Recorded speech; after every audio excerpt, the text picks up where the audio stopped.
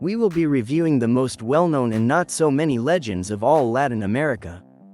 These legends are still a topic today. Let's transport ourselves directly to San Luis Potosí, in Mexico, for one more legend.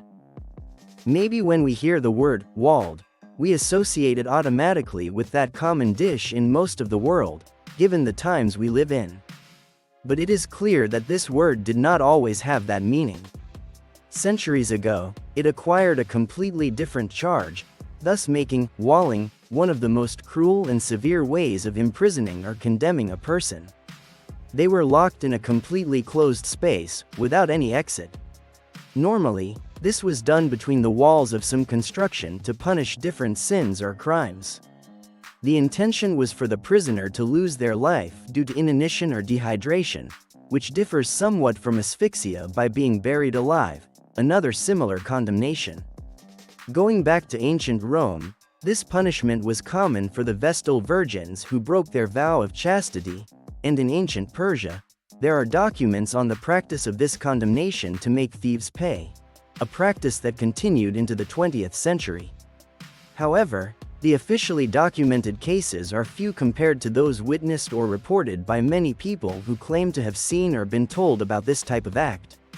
In times of conflict between countries or states, it was used as methods of sacrifice or rituals, present in different periods of humanity. And precisely that is what brings us to this story today. This story takes place in the city of San Luis Potosí, in Mexico, famous for the ecotourism that its abundant nature offers. Waterfalls, fast rivers, the touch that makes its gastronomy stand out, the culture and tradition of its events. An example of this is the Procession of Silence, and its 3 magical little towns. One of the places in this city that has much to talk about, totally contrary to its pleasant and tourist sense, is the San José Dam, whose construction works began in September 1894, directed by engineer José María Silicio, in collaboration with a society of people with high purchasing power and influences, and, as was expected, the government's interest in this work. This construction was intended to replace the old Constancia Dam, which had a much smaller capacity and had been functioning since the last century. And of course, it had to adapt quickly and meet the requirements of the city and the environment, so its construction was officially concluded in 1907. It is said that despite all the influential and powerful people who were part of this construction, and all the resources that were used to make this work successful, it included elements of esotericism, spiritism, and even, they say, of satanic cult members, the best of those times. Of course, the monetary resources that had already been destined for the effectiveness of this dam would not be enough for the ambition of these people, who sought, at all costs, the best possible result. And for this reason, it is said that these people began to pay very large sums of money to the people who lived around them, whose economic situation was alarming, all to be able to take the bodies of their deceased children who had, in some circumstance, lost their lives. This was very convenient for the needs of these people, and very close at hand, as they were from the same area. These families were assured that the bodies of their children would be used for noble causes, but they were never really mentioned. It is said that they could be up to 4 years old.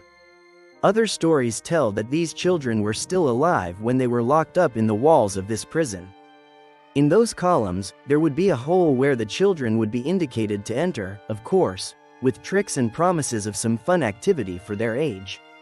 When they were inside, they were distracted for a moment with sweets previously placed, and in which those innocent souls enjoyed the taste of each one of them.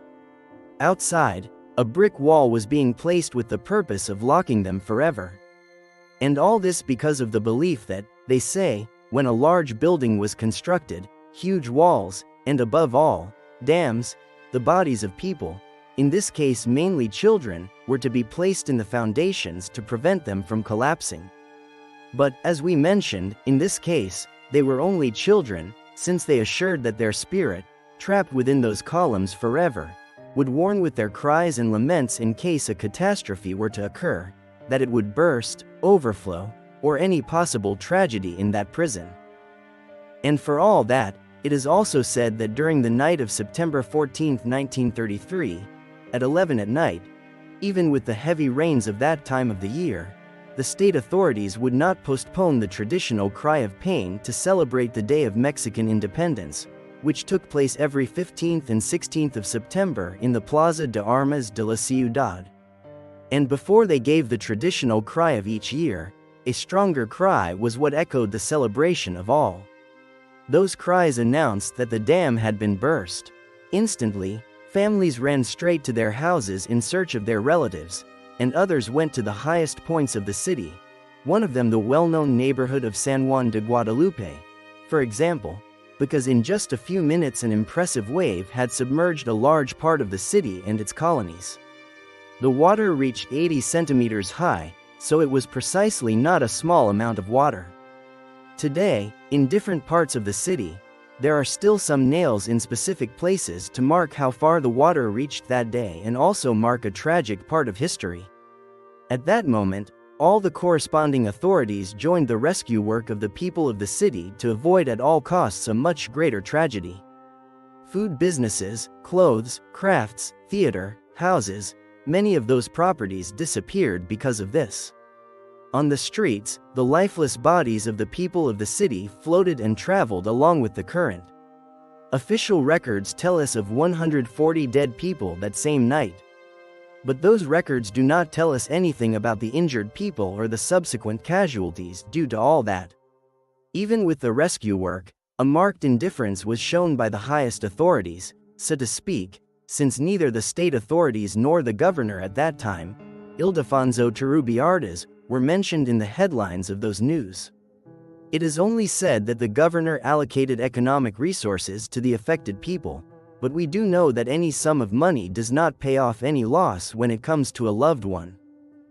Of all this, and as is customary, the cherry on top of the cake was that many villagers near the dam report having heard cries, moans, and screams in the air moments before all that disaster, and they assure that it was more than clear that the source of those chilling sounds came from children. But people who have visited the place on other occasions also report having experienced paranormal events near those columns, so, let's suppose then that some disaster would not be the only reason these innocent trapped souls manifest themselves. Something that feeds this legend is that although in Mexico not much has been documented in this aspect about people locked up in walls, skeletons and remains of people have been found in the walls of temples and houses more than 200 years old, and if we think about it carefully, the fact about the children in the walls of that prison does not sound so crazy or impossible. There is a variant of all this in which it is said that the very devil himself was present in one of those days of construction in said work. With an engineer's disguise, he approached the construction managers and offered them a pact that, if they walled the walls of the prison in a sacrificial way to the youngest and most innocent souls near the place, this construction would have an eternal duration. And you, do you think these cries will be heard again?